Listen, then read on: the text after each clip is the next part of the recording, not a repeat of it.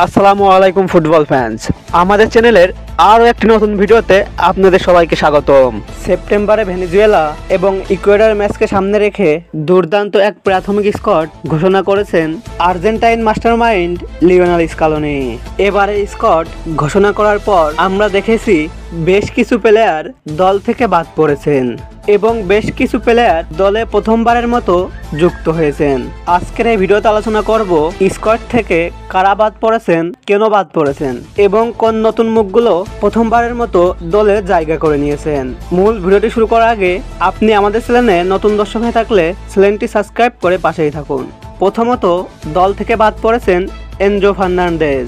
Last ম্যাচে কলম্বিয়ার বিপক্ষে লাল কার্ড দেখায় এক ম্যাচের জন্য নিষেধাজ্ঞায় রয়েছেন Enzo Fernandez. Paulo Dybala injury থেকে ফিরলেও এখনো পুরোপুরি ফিট নয় পাওলো দিবালা। এরপরে বাদ পড়েছে আলেহান্দ্রো গার্নাচো। প্রথমবারের মতো জাতীয় দলে ডাক পেয়েছেন এলেন ভারেলা। এই প্লেয়ারটি বর্তমানে পর্তুগাল লিগ পোর্তুর হয়ে নিয়মিত ম্যাচ খেলেন। পরবর্তীতে রয়েছেন জোসে মেনুয়েল লোপেজ। তিনি খেলেন ব্রাজিলের ক্লাব পালমেরাসের হয়ে।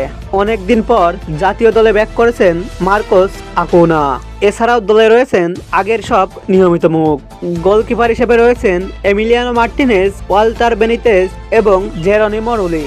ডিফেন্ডার হিসেবে রয়েছেন Cristian Romero, Nicolas Otamendi, Nahuel Molina, Gonzalo Montiel, Leonardo Balerdi, Juan Foyth, Nicolas Tagliafico, Facundo Medina এবং জুলিয়ানো সোলে।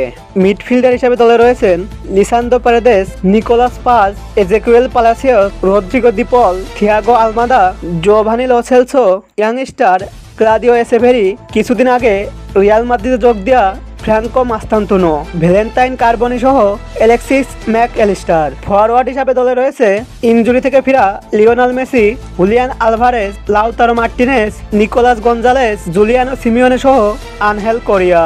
ঘোষিত স্কোয়াডটি আপনার কাছে কেমন লেগেছে? আপনার মতামতটি কমেন্ট বক্সে কমেন্ট করে জানান। ফুটবলের সকল নিউজ ও আপডেট পেতে আমাদের চ্যানেলটি সাবস্ক্রাইব করে পাশেই থাকুন। ধন্যবাদ।